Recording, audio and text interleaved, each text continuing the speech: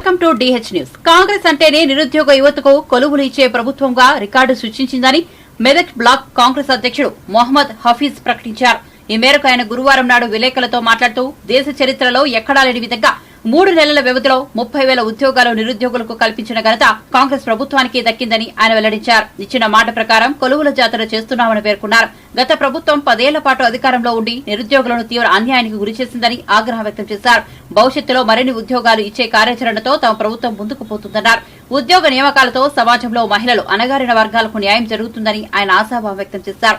చదువుకున్న యువతకు గుర్తింపు ఇచ్చే పథకాలను ప్రోత్సహించామన్నారు. నిఖార్సైన ఇందిరమ్మ రాజ్యం అంటే తమదేనని ఆయన వెల్లడించారు. ఈ సమావేశంలో కాంగ్రెస్ నాయకులు మేకల రవి, అశోక్ రెడ్డి, నాగిరెడ్డి పాల్గొన్నారు. తెలంగాణ ప్రభుత్వం అంటేనే కొలువులిచ్చే ప్రభుత్వముగా మా ఈ రాష్ట్ర ప్రభుత్వము రికార్డు సృష్టించడం జరిగింది.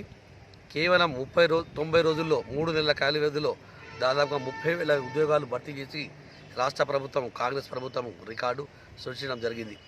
గతంలో ఉన్న బీఆర్ఎస్ ప్రభుత్వము దాదాపు 9 సంవత్సరాల కాలం పూర్తి చేసినా కానీ నిరుద్యోగులకు ఎప్పుడు కానీ మొండి చేయి చూసింది. ఏ ఒక్క నిరుద్యోగుడు ఉద్యోగాల పనిలో పూర్తిగా విఫలమైపోయింది. కానీ మొన్ననే కొత్తగా వచ్చిన కొలువు తీరిన మా రాష్ట్ర ప్రభుత్వం కాంగ్రెస్ ప్రభుత్వం 3 నెలల కాలంలో దాదాపుగా 30,000 ఉద్యోగాలు పైసలకు ఉద్యోగాలు కల్పన జరిగింది. ఈ రోజుగా హెల్త్ అసిస్టెంట్లు కానీ, జూనియర్ లెక్చర్లు కానీ, మెగా డిఎస్సి కానీ, పోలీసు ఉద్యోగాలు కానీ, జూనియర్ లెక్చర్ కానీ, ఈ విధంగా అనేక రకాల ఉద్యోగ కల్పన కూడా రాష్ట్ర ప్రభుత్వం కల్పించింది. రాబోయే రోజుల్లో తప్పకుండా అణగారిన వర్గాలకు, బీసీలకు, ఎస్సీలకు, బీసీలకు, మైనార్టీలకు అందరికీ కార్యాచరణ ప్రకారం అందరికీ ఉద్యోగాలు ఇవ్వడానికి కూడా ఈ రాష్ట్ర ప్రభుత్వం కృషి చేస్తుంది.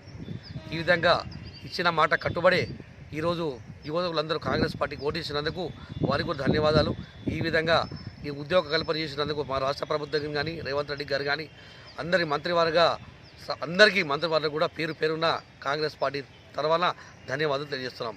జై హింద్, జై కాంగ్రెస్.